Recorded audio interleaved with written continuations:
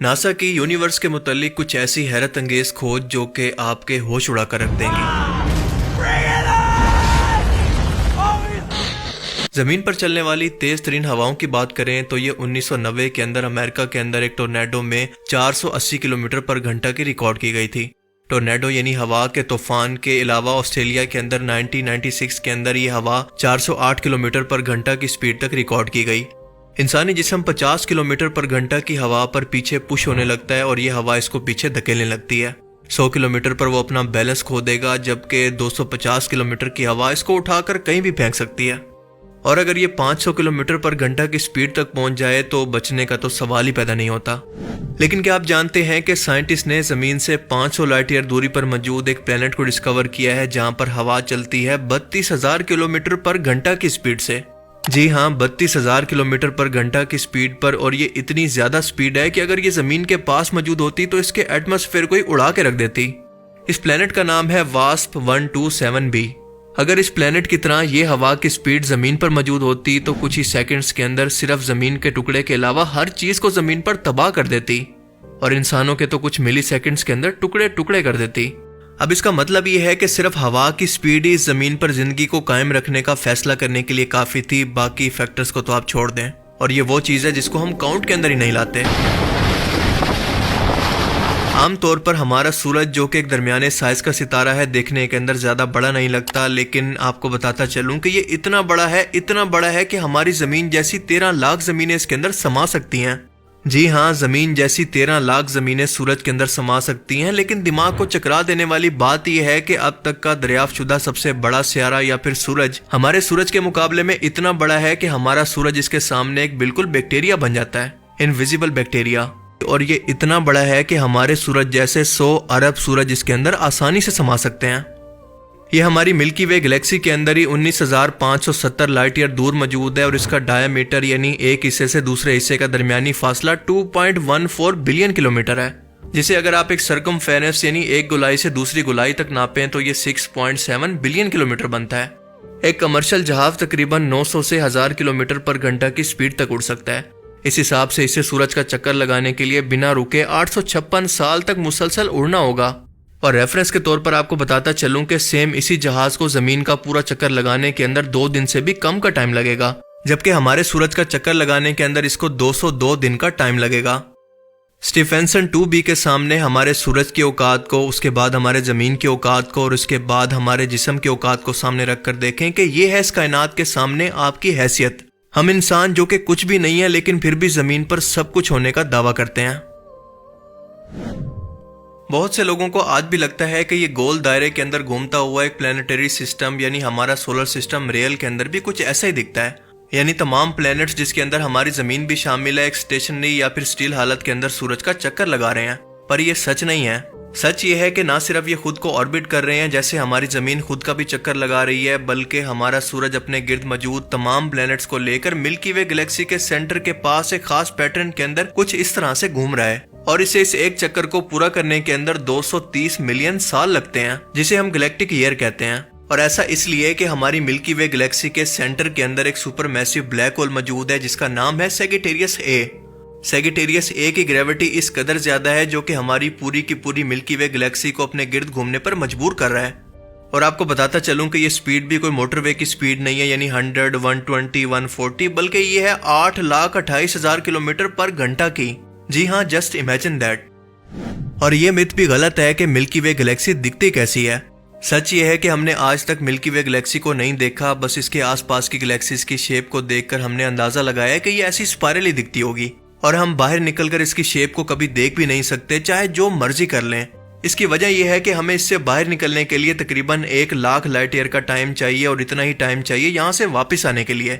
और लाइट एक सेकंड के अंदर 3 लाख किलोमीटर का सफर तय करती है। अब आप अंदाजा लगा लें कि बिना रुके आपको 2 लाख लाइट ईयर या फिर स्पीड ऑफ लाइट की स्पीड पर भी 2 लाख साल तक सफर करना पड़े just to see the real shape of your galaxy. हैरत की बात यह है कि जैसे हमने ऊपर जाना कि मिल्की वे गैलेक्सी खुद भी सैजिटेरियस ए ब्लैक होल के गिर्द घूम रही है, लेकिन ये घूमना ऐसा नहीं है जैसा कि एक गोल चक्कर हमें वीडियोस के अंदर दिखाया जाता है। एक्चुअली ये घूमना दरअसल इस तरह की एक अजीबो गरीब शेप के अंदर है जो कि बहुत ही अमेजिंग भी है। ملکی وے گلیکسی کی اس خاص روٹیشن کی وجہ دراصل اس کے آس پاس موجود گلیکسیز کی گریویٹیشنل پل کی وجہ سے ہے، جو کہ پورا ایک گروپ ہے اور اس کو کہتے ہیں لوکل گروپ، جس کے اندر 40,000 کے قریب گلیکسیز موجود ہیں۔ ہماری ملکی وے گلیکسی کی موومنٹ کا یہ خاص پیٹرن بالکل ایسا ہے جیسے کوئی سمندری جانور بڑے سمندر کے اندر تیر رہا ہو۔ دراصل ہماری سپیس بھی بالکل ایک بڑے سمندر کی طرح ایکٹ کرتی ہے، کیونکہ زمین کی طرح یہاں پر بھی گریوٹی موجود نہ ہونے کی وجہ سے کوئی بھی آبجیکٹ یہاں پر فری فلوٹ کر سکتا ہے، جس کو تیرنا کہتے ہیں۔ اور یہی وجہ ہے کہ ایسٹروناٹس کو اسپیس اسٹیشن کے اندر بھیجنے سے پہلے باقاعدہ ایک بڑے سوئمنگ پول کے اندر زیرو گریوٹی یا مائکرو گریوٹی کے اندر سروائیو کرنے کی پریکٹس کروائی جاتی ہے، جیسا کہ آپ ان ویڈیوز کے اندر دیکھ سکتے ہیں۔ اور اس موومنٹ کے بعد ذرا ان سمندری جانوروں کو دیکھیں، یہ بھی بالکل اسی طرح سے فریلی فلوٹ کر رہے ہیں بنا کسی رکاوٹ کے، کہ تمام ایسٹرونومیکل باڈیز جس طرح سے آسمان کے اندر فلوٹ کر رہی ہیں۔ اور یہ ایسٹرونومیکل باڈیز اس طرح سے فریلی تب تک موو کرتی رہتی ہیں جب تک کسی بڑے ستارے کی گریوٹی ان کو خود سے باندھ نہ دے۔ جیسا کہ میں نے پہلے بتایا کہ ملکی وے کو آج تک کسی نے اس کی اصل شکل کے اندر نہیں دیکھا، پلینٹس کو نہیں دیکھا، تو سوال یہ پیدا ہوتا ہے کہ قرآن کریم کے اندر سورہ الانبیاء کے اندر واضح طور پر ٹو دی پوائنٹ انداز کے اندر کس نے شورٹی کے ساتھ یہ انسانیت کو بتا دیا کہ چاند، سورج اور تمام سیارے اپنے اپنے مدارس کے اندر تیر رہے ہیں۔ اب ذرا آپ یہاں پر غور کریں کہ اگر صرف یہ بات ہوتی کہ صرف تیر رہے ہیں تو یہ غلط ہوتا، لیکن اس کائنات کے خالق نے تو یہ بھی بتا دیا کہ وہ اپنے ایک مخصوص مدار کے اندر گریوٹی کے اثر کی وجہ سے تیر رہے ہیں بنا کسی رکاوٹ کے، کیونکہ عربی کا جو لفظ ان کے لیے استعمال کیا گیا ہے اس کا نام ہے یسبحون، جو کہ اس وقت استعمال کیا جاتا ہے جب کوئی چیز تیر رہی ہو۔ آپ ایک لمحے کے لیے ذرا سوچ کر دیکھیں کہ آج سے 1400-1500 سال پہلے اس کائنات کو بنانے والے کے علاوہ بھلا یہ کون بتا سکتا ہے کہ یہ کائنات دکھتی کیسی ہے، اس کی نیچر کیسی ہے، سوائے اللہ کے۔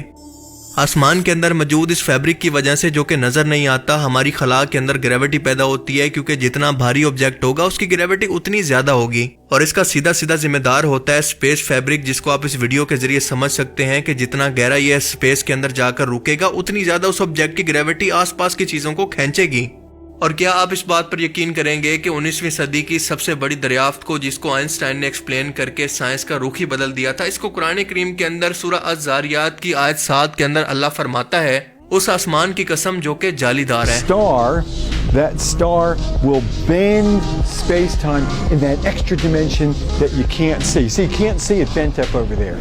اب ذرا یہ دیکھیں، یہ ہے ہماری آنکھ اور یہ ہے ایک نیبولا جہاں پر ستارے پیدا ہوتے ہیں، یہ ہے ہماری کائنات کی شیپ، اور یہ ہے ہمارے برین سیلز کا جال جو کہ مل کر ہماری کانشیسنس کو بناتا ہے۔